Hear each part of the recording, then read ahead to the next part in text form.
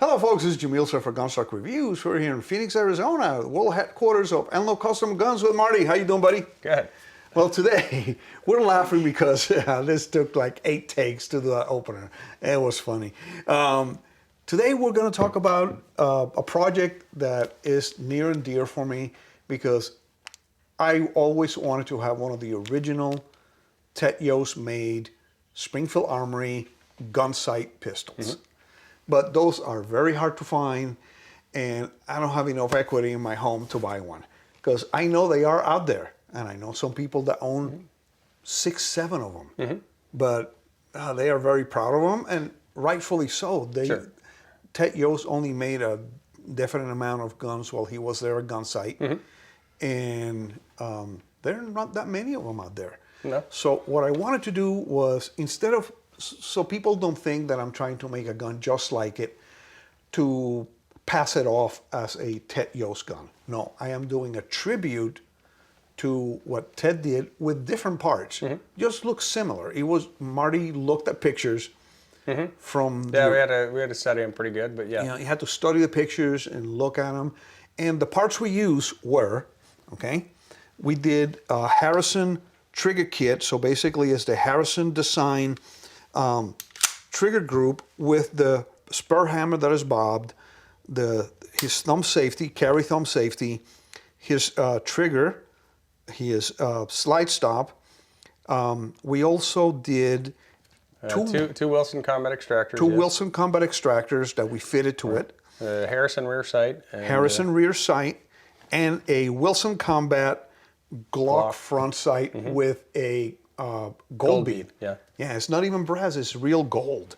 So, and then what else you did? You went to town blending the material in this gun, making sure everything is blended. But the most work was done to the grip safety. Yeah, around the grip safety, because Ted would go and deburr the guns really well, right? And one of the reasons why is because if you've ever run a Gunsite class, one of the first things that becomes apparent is all the sharp edges on your gun 4 days in. And 4 days in, your hands are pretty well chewed up. Now, not everybody shoots with gloves, and even then, you know, back whenever Ted was making the majority of these, I mean, there were a lot of things that, you know, people would just buy guns and they'd show up with them. And, you know, 1911s can have their quirks, and if they have their quirks, especially if you're going to run through a class, you're going to find out pretty quickly how good your gun is, right? You know, I think when I did the 250 course at Gunsite, I ran through 1,200 rounds. Now, 1,200 rounds is, I mean, that's a lot of shooting over the week, but you know, like I say, if you're shooting that much during the week where you're doing lots of presentation drills, you know, clean your gun or not, you're going to see some sort of hiccup within your gun system. And then 1911s are one of the kings of the feedway jams, as they call them, right? But you know, one of the reasons why Ted was known for doing these things is, okay, he was tuning up the actions pretty well, and then he was going through and he was deburring the whole gun so that, okay, it was a lot more comfortable for the shooter. And you know, I think as far as the tribute goes, I mean, I know Ted, so I mean, you know, that's one thing. But I didn't seek his advice on this, but you showed me lots of pictures, and I at least tried to represent it pretty well. Yeah. But you know, as far as is this an exact copy? No, absolutely not. No. And we wouldn't have tried to sell it that way. But that was also one of the other key features. Is like, okay, when we went with the Glock sight, that's kind of unique, you know. But you know, Ted likes to do a gold inlay on a front sight. Well, we did a gold bead. He likes to silver solder those in place. You can change out your Glock sight whenever you feel like. And I have never seen a Wilson Combat Glock sight break. Okay, but in case it broke, I don't have to come over here and say, Marty, put another front sight in. I can just go order one. Right. And like always, Wilson Combat parts, I will send the broken part in. They'll send me a brand new one back. And we just, because it has the access hole in here, put my sight tool in there, tighten it, and ready to go. Yeah.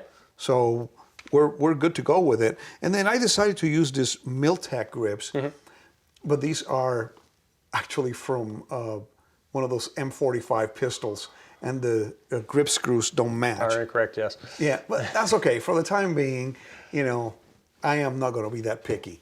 I'm going to order a set of Miltech grips with the Gunsite chicken on them. Okay. They do make them, by the way. They make the G10s with a gigantic chicken on the top. Okay. So I'm gonna order those. I don't have them now, but I'll get those ordered. But everything else looks great. Again, you didn't do anything with a barrel fit or anything like that.